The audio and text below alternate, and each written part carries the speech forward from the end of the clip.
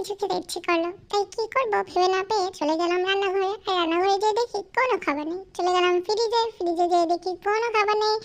ভাগ কয়েকটা ঢেঁড়স ছিল, তাই তো ঢেঁড়সগুলো নিয়ে আসলাম আর নিয়ে এসে পিস পিস করে কাটলাম। ভাবলাম এই ঢেঁড়সগুলো আছে, আমি খেয়ে ফেলবো।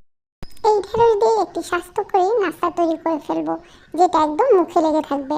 তাই তো আমি ঢেঁড়সগুলোকে পিস পিস করে কেটে নিলাম। আর এই রেসিপিটা কিন্তু তোমরা অবশ্যই মনোযোগ দিয়ে দেখবা। এটা যেমন স্বাস্থ্যকরী ঠিক তেমনই খেতে খুবই মজাদার।